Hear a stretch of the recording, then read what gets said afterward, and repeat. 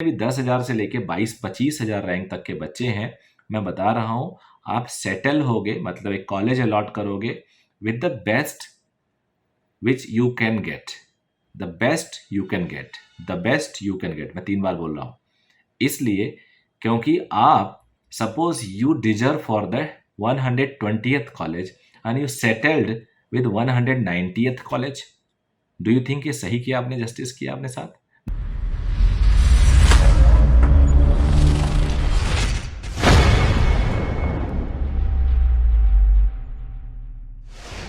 तो हेलो बच्चों and parents, आप सबका पहले तो धन्यवाद। आप काफ़ी समय देते हैं मेरे चैनल पे, मुझे बड़ा अच्छा लगता है और मुझे एक रिस्पॉन्सिबिलिटी भी लगती है कि आप लोग को सही इन्फॉर्मेशन दिया जाए, और वो भी फ्री काउंसलिंग में। तो ये वीडियो उसी अटेम्प्ट पे है कि अगर आपके रैंक जनरली 11,000 से ऊपर वाले बच्चे थोड़े से टेंस होते हैं, 10-11,000 से जनरल ओबीसी ईडब्ल्यूएस, और उन्हें लगता है हम क्या करें। ये टेंशन तब बढ़ने लगती है जब आपकी रैंकिंग 21,000, 20,000, 22,000, 23,000, 24,000 और 25,000 या उससे ज़्यादा हो। इस साल जो सारे एक्सपर्ट बोल रहे हैं, मैं भी वही बोल रहा हूँ, वो ये है कि 25,000 से के आसपास रैंक जा सकती है। State cut off all India के लेवल पे ही ऊपर जाएगा। जैसे ऊपर जाने का मतलब लास्ट ईयर जो रैंक ऑल इंडिया की 600 पे थी, इस साल वही रैंक लगभग 612, 15, 18 पे है। तो इस बार उस हिसाब से देखा जाए तो कट ऑफ ऊपर जाएगा, क्योंकि जो एडमिशन होते हैं वो रैंकिंग से होते हैं। एडमिशन नंबर पे नहीं होता, एडमिशन रैंकिंग पे होता है। अब रैंकिंग पे कैसे होता है? रैंकिंग होती है सीक्वेंस, ऊपर सबसे ज्यादा नंबर वाले लाने वाले बच्चे का पहला रैंक, और उसके बाद अगर 10,000वां रैंक किसी बच्चे का है तो उससे ऊपर ज्यादा नंबर लाने वाले बच्चे, या अगर कोई बच्चा एक ही मार्क्स पे कॉमन है तो उसके 2-3 पैरामीटर होते हैं कि बायोलॉजी में किसका ज्यादा है उसको ज्यादा रैंकिंग दे दी जाए। तो इस तरह से पैरामीटर को देखते हुए उस बच्चे से ऊपर 9,999 बच्चा है। तो रैंकिंग से अलॉट होने का मतलब हर साल लगभग लगभग वही सिचुएशन रहेगा। और मैं आप लोगों को कुछ बात बता देता हूं इस वीडियो में खास। हाँ, पहले तो मैं चाहूंगा कि आप चैनल को जरूर सब्सक्राइब कर लीजिए। चैनल को सब्सक्राइब करेंगे, आगे बढ़ेंगे तो आपको भी अच्छा लगेगा, क्योंकि बहुत सारे वीडियोस अपने आप आपको मिलते रहेंगे। मैं इस पूरे सीरीज में, इस साल बहुत ज़्यादा मेहनत खुद कर रहा हूँ, और मैं एक्सपेक्ट करता हूँ कि पेरेंट्स और बच्चा सब इन्फॉर्म्ड हो। और अगर अगले साल की भी तैयारी कर रहे हैं कोई बच्चे, उनमें भी मदद करता रहूँगा। तो यस, आप लोग को बताऊं, जो टॉप के कॉलेजेस हैं उनमें कुछ भी फर्क नहीं पड़ेगा नए कॉलेज स्टार्ट होने से, क्योंकि टॉप का कॉलेज तो टॉप का रहेगा यार। उसमें क्या फर्क पड़ता है नए कॉलेज के स्टार्ट होने से? नए कॉलेज में टॉपर रैंक वाला बच्चा थोड़े जाएगा।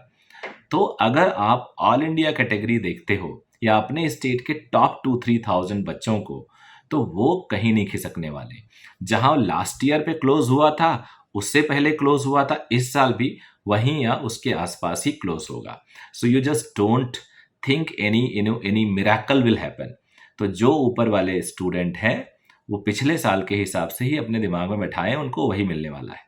हाँ, थोड़ा बहुत इधर उधर हो सकता है, लेकिन उनको वही मिलने वाला है। अब इस वीडियो में बहुत सारी बातें करने वाला हूँ। अब मिलने वाले से मैं एक बात बोल दूं, नहीं तो मुझे भूल जाएगा। मैं लिख के कंटेंट बना के कोई वीडियो नहीं बनाता। मिलने वाला का मतलब ये नहीं होना चाहिए कि जो मिले वही रैंक में, प्रेफरेंस में आप काउंसलिंग के ऊपर रखिए, ऐसा नहीं है। क्या मिलने वाला है, इससे आपको फर्क सिर्फ इतना पड़ता है कि मेंटली प्रिपेयर हो जाएंगे कि आपको क्या कॉलेज मिल सकता है। अदरवाइज जो सीक्वेंस बनाते हैं वो होता है आपका ड्रीम सीक्वेंस, आपको चाहिए क्या। चलिए अब पॉइंट पे आ जाता हूं। यानी शुरू के कुछ हजार बच्चों को तो प्रीवियस जैसा ही चॉइस मिलेगा। हाँ, अब आ जाते हैं जो 5,000 से लेके 11,000 के बीच में है। इसमें थोड़ा बहुत 5-10% का ऊपर नीचे होगा, लेकिन 11,000 से 25,000 रैंक तक जनरल, ओबीसी एंड ईडब्ल्यूएस, उन बच्चों को ज्यादा फर्क पड़ेगा, क्योंकि वहां पे हिलेंगे सिचुएशंस। अब मान लो, मैं एग्जांपल बताता हूं, मैं एक ऐसे जिले से हूं, मेरे जिले में कोई मेडिकल कॉलेज नहीं है, और मेरी रैंक 15,000 है। अब मुझे मिल रहा है एक ऐसा कॉलेज जो बहुत फेमस नहीं है, लेकिन ठीक है, 4-5 साल पुराना बना हुआ है, और मेरी चॉइस कभी रहा नहीं।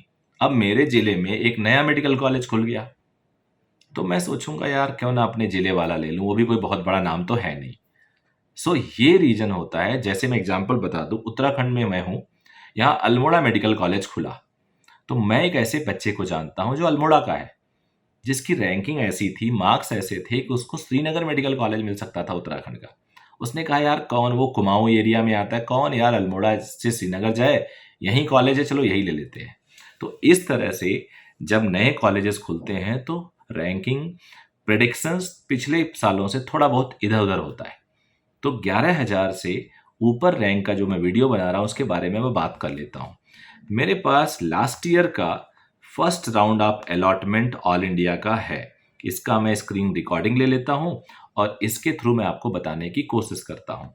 अब इसमें मैं सिलेक्शन ऐसा कर लेता हूँ, डीम्ड वगैरह हटा देता हूँ क्योंकि इसमें तो सारे हैं। डीम्ड हटा दिया, पेड हटा दिया, दिल्ली एनसीआर चलो ले लेता हूँ, और मुस्लिम माइनॉरिटी, जैन माइनॉरिटीज़ हटा दे रहा हूँ क्योंकि ईएसआईसी भी हटा देता हूँ क्योंकि ये भी फॉरेन करेंसी कोटा हटा देता हूँ, और एनआरआई हटा देता हूँ।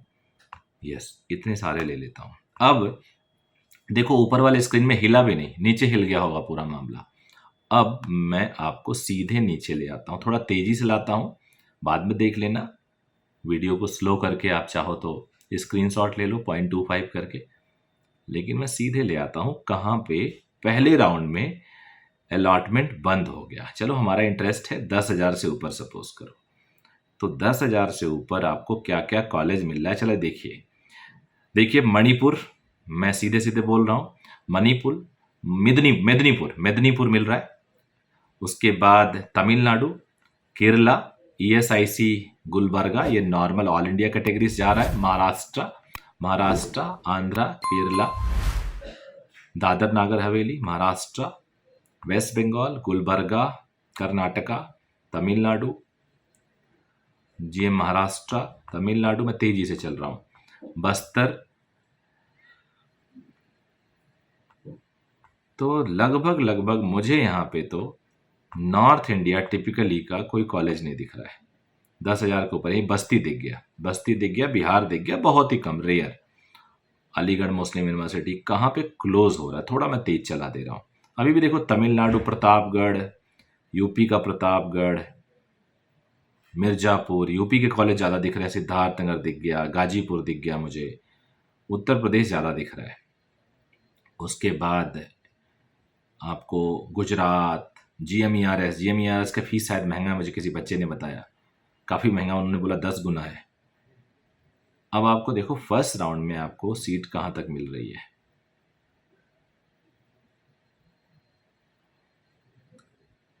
ये तो इंटरनल कोटा है, इंटरनल हमें नहीं देखना, हमें ऑल इंडिया देखना है। फर्स्ट राउंड में सीट मिल रही है 17,401, 17,401, ये फर्स्ट राउंड में सीट मिला। अब मैं आप लोग के सामने लेके आऊंगा सेकेंड राउंड में, यानी काफ़ी बच्चे यहाँ भी खपेंगे इसलिए बोल रहा हूँ क्योंकि वो कहीं ना कहीं कॉलेज लेके सेटल हो जाएंगे, यानी अच्छा खासा चांस है। कितने बच्चों को अलॉटमेंट हुआ वो अगर आप सीरियल नंबर देखिए तो करीब करीब 7,993 बच्चे इसमें सीरियल में हैं। अब ये क्या लेंगे क्या नहीं लेंगे, कंक्लूजन इस वीडियो का मैं आखिरी में बताऊंगा कि क्या करना चाहिए, उसके लिए आपको पूरा वीडियो देखना पड़ेगा। फिर मैं आ जाता हूँ दूसरा अपना ओपन कर रहा हूँ, मैंने कॉलेज वाइज बना रखा है कि कॉलेज के साथ उनके सामने आपको मिल जाएगा कितनी रैंक तक गया। तो देखो आप यहाँ पे SC ST OBC सारे हैं, हालांकि SC ST का मैं वीडियो अलग से बनाने वाला हूँ। आप पहला वाला जनरल का है जो कॉलेज के बगल में है, फिर OBC है, फिर EWS है, तो उसके बाद SC और ST है। 5 कैटेगरी ले रखा है मैंने। आपको यहाँ पे दिख रहा होगा एम्स बिलासपुर दिख रहा है जिसमें 3,079 तक गया, सेकेंड राउंड है ये सारा। राम मनोहर लोहिया, मैं सीधे नीचे आ जाता हूँ और नीचे मुझे 12,000 तक दिखने लगा है, 17,000 भी दिखने लगा है, और 13,000, 14,000, 15,000, 17,000, और यहाँ पे 16,000, 17,000, 17,000 ही 19,000 तक मुझे दिख रहा है। 348 कॉलेजेस हैं, आखिरी में सारे साउथ के कॉलेजेस हैं, और 19,673 मुझे जनरल कैटेगरी में दिख रहा है, 20,000 मुझे OBC में दिख रहा है, और 21,080 मुझे दिख रहा है EWS में। 1,03,000 मुझे SC में दिख रहा है, 1,31,000 मुझे ST में दिख रहा है। तो सामने है तो चल बोल देता हूँ मैं। उसके बाद मैं आता हूँ मैं आ जाता हूँ मॉप अप राउंड में कि मॉप अप राउंड में क्या खेल हुआ, वहाँ पे कहाँ तक आपको मिल रहा है। फिर मैं अपना ये है मॉप अप राउंड। यहाँ पे मैं थोड़ा सा सिलेक्शन अभी लूँगा क्योंकि मैंने सॉर्ट कर रखा है। देखो 1910 से एम्स ऋषिकेश से स्टार्ट हो रहा है और यहाँ पे नीचे जा रहा है मामला, और कहाँ तक मामला जा रहा है वो हमें देखना है। इसमें भी मैं सिलेक्शन ऑल इंडिया लेवल से कर देता हूँ और जनरल का कर देता हूँ। जनरल से थोड़ा सा आइडिया आप ले सकते हो। चलो मैं सबका भी सिलेक्शन हटा के सिर्फ जनरल ले लेता हूँ और इधर मैं डीम्ड हटा देता हूँ, सिर्फ ऑल इंडिया लेता हूँ और ओपन सीट लेता हूँ, सिर्फ 2 चीज़ें। और इधर मैंने सीट MBBS को छोड़ के बाकी सब हटा देता हूँ, BDS हटा देता हूँ। यस, अब मेरे सामने MBBS है। 2207 से एम्स मंगलागिरी से स्टार्ट हो रहा है जनरल, और ये जा रहा है पूरा का पूरा मामला आप देख सकते हो 22,237 तमिलनाडु में, 22,237। अब फर्स्ट राउंड में आपको दिखा था 17,000 के आसपास, सेकेंड राउंड में ये 20,000 तक के आसपास, 19,000 के आसपास गया था, मॉपअप में 22,000 तक गया था। इस साल फर्स्ट राउंड लगभग वही रहेगा, सेकेंड राउंड थोड़ा सा और नीचे आएगा और थर्ड राउंड काफ़ी नीचे आएगा। अब 10,000 से ऊपर वाले बच्चों को करना क्या है, मैं थोड़ा सा इसको स्लो घुमा देता हूँ जिससे आपको ये भी पता चले आपको क्या क्या कॉलेज मिल सकता है। आपको मैक्सिमम साउथ के कॉलेज दिखेंगे, 21,000 जो मैं दिखा रहा हूँ यहाँ तक जनरल में। उसके बाद OBC वगैरह में और इजी आ जाएंगे। देखो मणिपुर दिखने लगा, मणिपुर दिखने लगा। इस साल ये फिगर और नीचे आएगा तो चिंता मत करिएगा आप सब लोग। ये सारे मैंने बना रखे हैं कॉलेज की लिस्ट, लास्ट ईयर का अलॉटमेंट है। रैंक आपको दिख रहा होगा, पहले सीरियल नंबर है, उसके बाद अलॉटेड कोटा है, आप यहाँ से देख सकते हो 21,000 तक। महाराष्ट्र में आ चुके हैं हम लोग, फिर अब मणिपुर, जम्मू, मतलब आने लगा है नॉर्थ इंडिया, बट बहुत अच्छा वाला नहीं। तो अब मेरा जो सजेशन है कि 10,000 11,000 के ऊपर वाले बच्चे क्या करेंगे, उन सारे बच्चों को पहली बार इंडिया का कोई भी कॉलेज छोड़ना नहीं है। सीक्वेंस में सारे कॉलेज आपको लिखना है फर्स्ट राउंड से ही। इफ देयर आर 1000 कॉलेज तो 1000 लिखना है, इफ देयर आर 419 कॉलेज तो 419 लिखना है। एक भी कॉलेज नहीं छोड़ना है, पहली बात। दूसरी बात, कॉलेज लिखने से ये नहीं होता कि आपको जो कॉलेज जबरदस्ती दे दिया जाएगा and you have to take it, ऐसा बिल्कुल भी नहीं है। आपने अगर 400वां सीक्वेंस भरा 400 तक और आपको you got an allotment of 398 तो आपको पता है कि आपके 397 चॉइसेस फर्स्ट राउंड में अवेलेबल नहीं है, अगर फर्स्ट राउंड में ये मिला है। अब आप सेकेंड राउंड के लिए ये सोचिए 397 अगर 8 मिला है तो अगले में ज़्यादा से ज़्यादा 50 और खींच जाएगा, 60 और खींच जाएगा। तो क्या आप या 10 भी खींच सकता है या शायद ना भी खींचे। क्या अगर कुछ भी ना खींचे तो आप एक्सेप्ट कर लेंगे? अगर आप एक्सेप्ट कर लेंगे तो आप कॉलेज अलॉट कराइए और अपग्रेडेशन के लिए जाइए। अपग्रेडेशन के लिए अगर आपको लगता नहीं जी नहीं आपको पसंद आएगा तो आप कॉलेज को रिजाइन करिए और सेकेंड राउंड में फ्रेश चॉइस फिलिंग पे जाइए। अपग्रेडेशन के लिए जब आप जाते हैं तो अपनी ऊपर की रैंकिंग वही रखते हैं मोस्टली।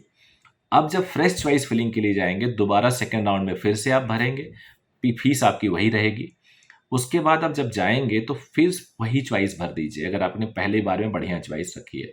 मैं गारंटी से बोलता हूँ आपको इस बार 400 में से डिपेंडिंग ऑन योर रैंक 350, 300, 100, 150 ये वाला सीक्वेंस मिलेगा। अब आपको लगता है कि ये सीक्वेंस भी मेरे जो ड्रीम सीक्वेंस है, मेरा ड्रीम मान लो 100 तक है, इन्हीं तक कोई मिल जाए तो मैं ले लूँगा, और आपको मिला 150 तो 50 का गैप है।